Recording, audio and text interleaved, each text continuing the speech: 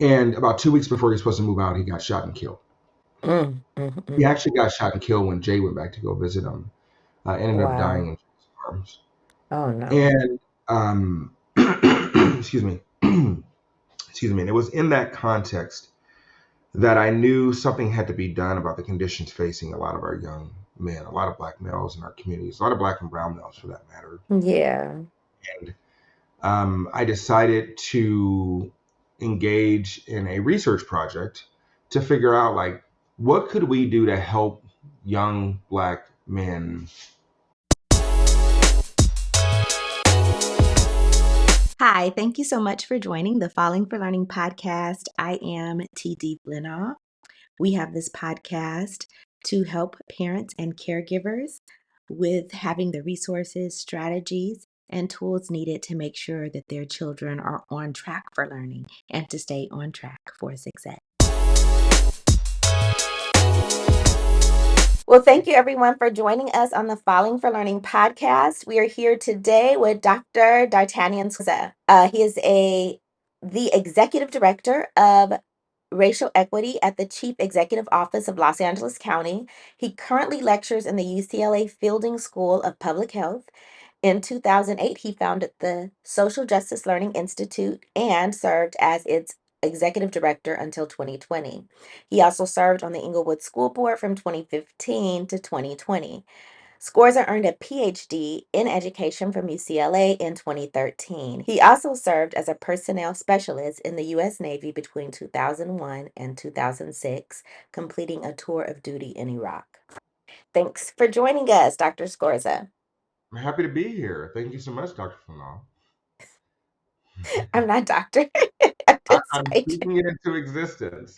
That's a manifesting. well, it's so good to have you here. Let's just keep it real for the audience. Dr. Scorza is my brother-in-law, so I've known him for many years. He's married to my sister. Um, and so we're glad to have him on our podcast because he is not only a family member, but also has done amazing work in the community for education. And this is what our program is all about, making sure we understand resources and information out there to make sure our kids are on track for learning and stay on track for success.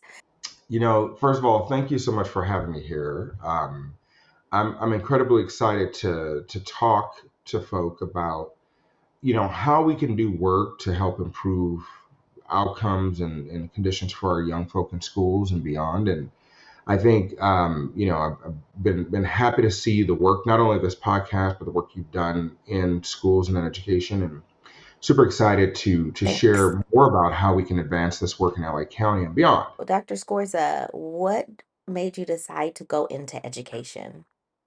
I decided to go into education. I actually wanted to go into law first. Like many, I think, young folk who are like, oh, being a lawyer is the thing you can do, or being an engineer or a doctor.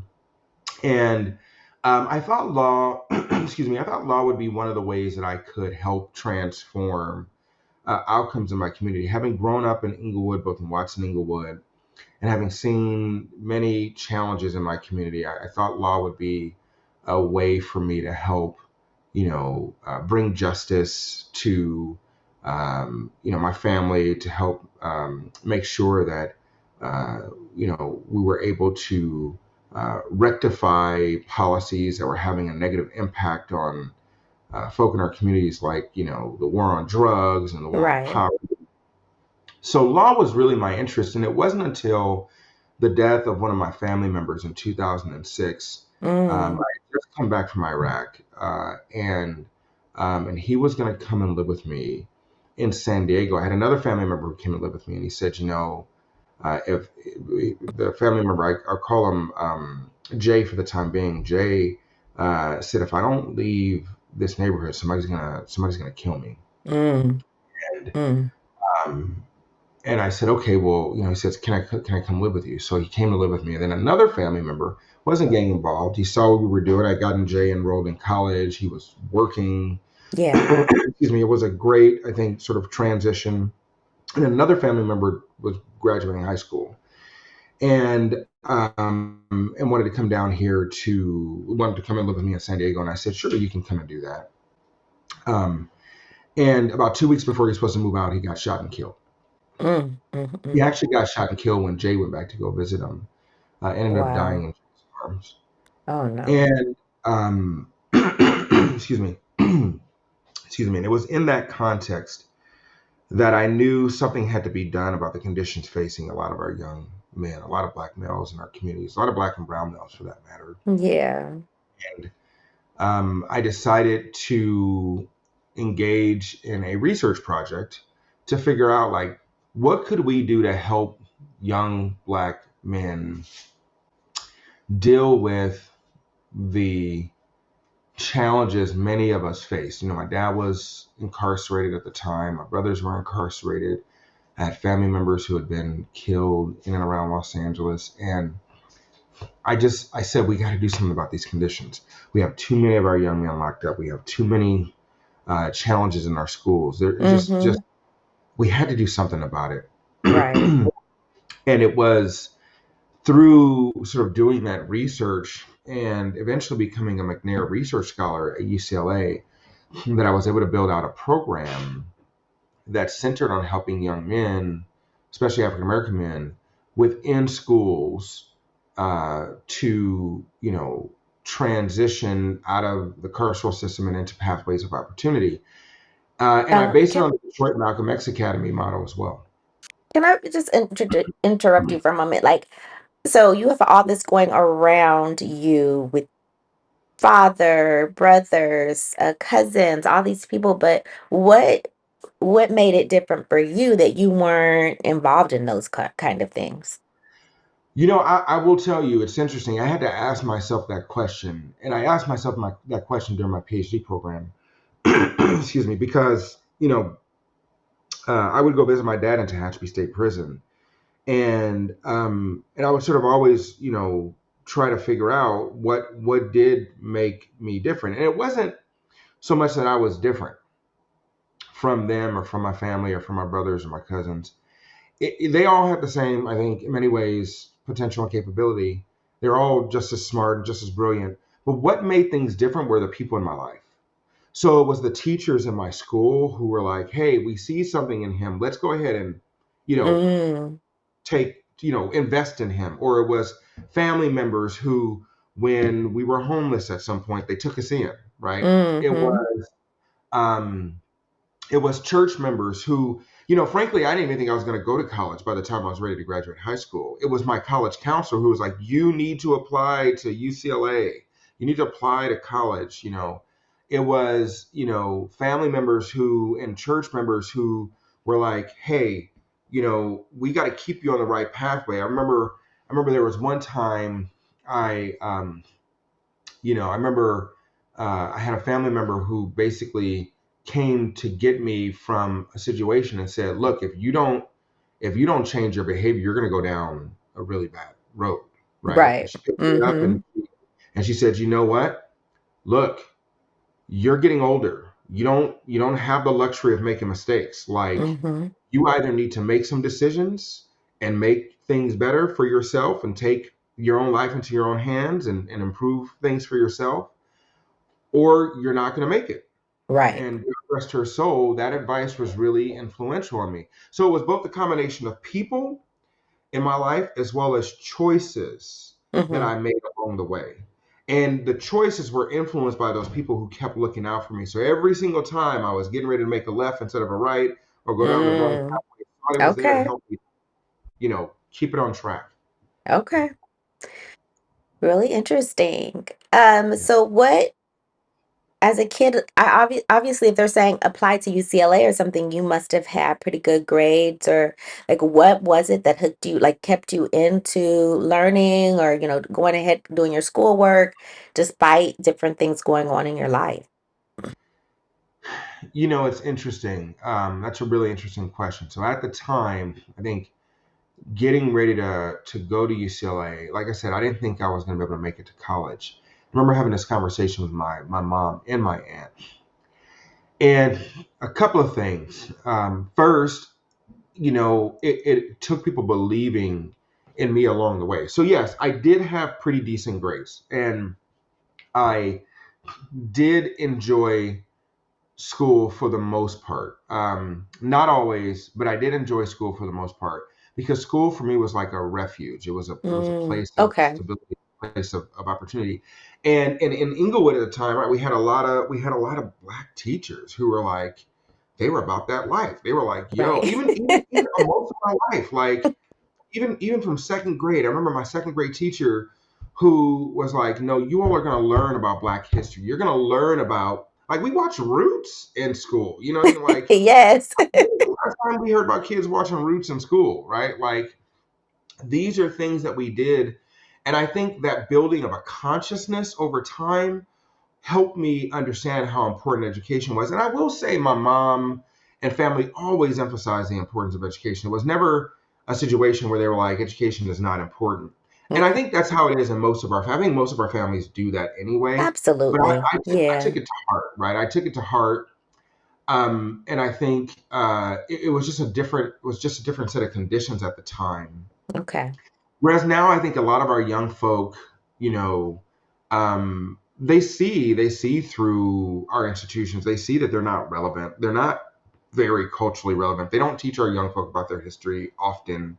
I mean, we Yes. now fortunately have an ethnic studies requirement in certain districts, and Yes. but a lot Yes. of our young folk, they don't get to see themselves in their educational experience. They don't see opportunities in them. Um, and Yeah. unfortunately, I think that can be really discouraging for a lot of them. Absolutely. And I've also been talking about this on the podcast too, because there's also this over testing. I think that really teachers feel a time crunch and they're like, I can't do that. We don't have time for that like interesting, exciting thing, and because there's a lot more testing. Yeah. It really is. So but I think that's what a lot of educators are missing. And again, this is why I really lean in on parents to, take those reins and be like, okay, my child needs this, my child needs that. I'm going to advocate for this at school. Um, because it's easy to get caught up in the testing for teachers, right? Like everybody is leaning in, like you've got to be testing and it's, this creativity stuff. We don't have time for it, and, we literally have those conversations. So when they, Yeah. No, it's I hard. agree. The standards movement, I think, in the early '90s, um, moving, from actually starting really in the '80s, right back when Ray Risk wrote A Nation at Risk, and the U.S. was trying to, fight in the Cold War to make sure it had dominance in space and in engineering and Mm, science, and right. there was sort of this push to, increase educational standards. And to me, there's nothing really wrong with that fundamentally, right? We wanted to improve literacy. There are a lot of folk that still had challenges reading and writing. That's not a problem or a bad thing in and of itself. But the challenge was that I think the standards movement, it really began to emerge in the '90s, took away the room to actually customize and localize and contextualize education and education opportunities for our young folk. And it did, as you said, it squoze out the time that teachers needed to invest in our students beyond what they were told they could do, right? And that doesn't mean Well, that doesn't happen. I know a lot of teachers who very much invest in our young folk. I know that they pour in. absolutely. I just They want they to bring push in back so much more. against that a little bit because the standards I feel like are not the issue. Like having a baseline of everyone should be learning this. The issue is the testing. So the amount of time that testing takes, the structure of the test, people are trying to um, do that, and then also, we also don't think about this invisible issue is like these testing organizations are making billions of dollars, right? And so it's I feel like the testing is the issue. Like what to teach is not like is the standards, which Well, is then, not then the bad, but the testing, the time, energy, money, all of that's put into the testing, and they really traumatize teachers. I've talked to traumatized teachers about these testing. Like when our test scores went down, they were on us in such uncomfortable ways. Like I don't want to veer off that trail again and have to deal with that, is what I'm hearing from teachers. And so Yeah. again, the unintended consequence is very rigid, not as creative or culturally relevant tasks in the name of let's get them ready for the test. Yeah. And that's, ends up being very problematic, because then we have kids who are just fed up and they'll be like, I'm not doing it. And they Yeah. don't. Yeah. No, I agree. And they I don't. agree. And you know what? And I think that makes a lot of sense. And I agree with that. I agree that testing is certainly a challenge. Yet I also maintain that someone set the standards, right? Yes, for truth. Someone someone set those standards based upon whatever ideology they had, based upon whatever priorities they wanted to set, based upon their political political outcomes they wanted to achieve. Yes. Right, we had No Child Left Behind. That sort of really accelerated the move towards deeper testing and more rigorous testing. Right. Yeah. So the question to me in my mind is, what makes sense for our communities, for our kids, for our young folk to help Right. them thrive and succeed? And again, you're right. There's nothing wrong, and I think I said that. There's nothing wrong with having standards and wanting to make sure that everyone can be successful, making sure that Right. everyone can succeed in our society. I think that's actually a really good thing to uphold, a really good value to have.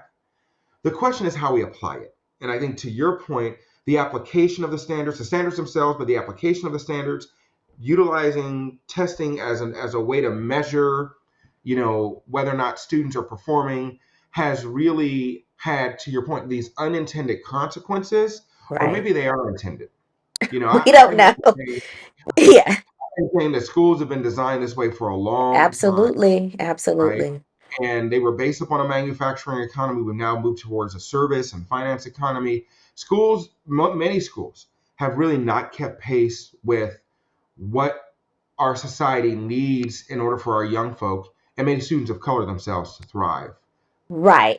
And it's important. I mean, like it's notable because you're I want to say something. I was like, you're right. When I think about standards, I think more like English standards, but when we think about like social studies standards and science standards, of course it is more agenda based. The English is easy. I could kind of teach any book with the standards or any content with the standards. With English, we have a little bit more autonomy in that way, because it's like, you're writing an essay, you're writing a story, you're writing, so it's not, but it could be any story, so, but you're right, with the other standards it is more like politically driven, of course, and we see in other states like Florida and stuff like that, like Yeah, really. yeah, So I forgot about that. Like a lot of times I really think about English, but the other thing is, one thing that you were saying about, like, we don't know if it's designed for that. And I'm like, you're right, because originally we did have these tiered things and tiered programs where it's like, okay, you're